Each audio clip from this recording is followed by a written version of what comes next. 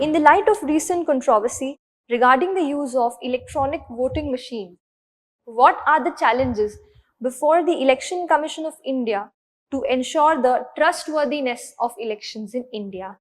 अब ये सवाल ऐसा है कि हमें कॉन्टेक्स्ट दिया है, ईवीएम में कंट्रोवर्सी हुआ है, that's only the context, but that's not the question. The question is challenges before the EC. Challenges before EC, Election Commission. So how I started in the introduction, I just quoted that in Article 324, you have the Election Commission mentioned, and there the powers are that superintendence and control of the election, conducting of election is there with the Election Commission of India. That's how I started. Then moving on directly, since it's a 10 marker, so you can't go into so much of details. You just have 150 words and 7 minutes. So directly going to the challenges. Now challenges towards the trustworthiness. So I divided my answer into a lot of challenges. Like I took a political challenge. So I wrote, how political parties are trying to question the credibility of the EVM or the Election Commission, the partiality, how politically it is being challenged. Then I took up the point of economic challenge of trustworthiness. Why economic? Because, as and when the population is increasing and you need more manpower to manage elections, to maintain its credibility. So that's again a challenge. Then demographic, again, as I mentioned, the youngsters are increasing, the voters are increasing who are now coming of age. So that's again a challenge for maintaining the trustworthiness. Then security challenge.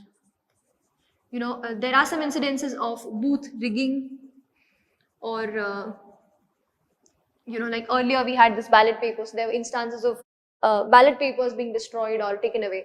So some security challenges are there in front of EC. Then one more that came to my mind at that moment was technological challenges.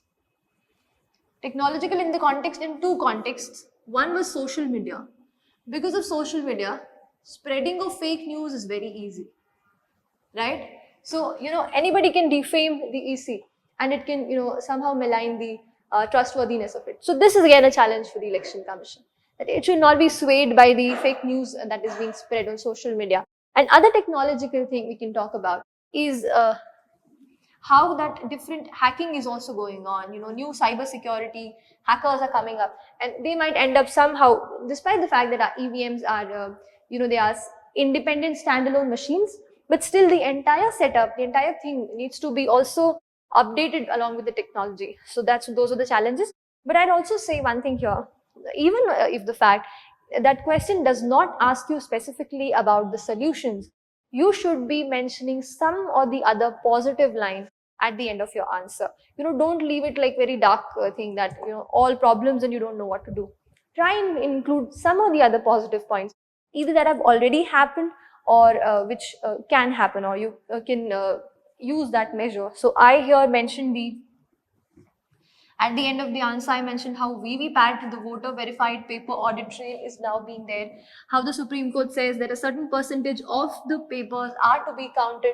Absolutely. Then I also mentioned how citizen awareness is being created. How EC also organized a kind of a seminar and asked the political parties, to send their representatives and try and hack the EVM. That was like an open challenge that EC put up in front of the country, and nobody has ever been able to hack the machine. So these are initiatives that have been taken. And you also know that the Election Commission of India is like a model for so many countries in Africa and in Asia who are trying to conduct free and fair elections. So that is a positive point in the field of EC.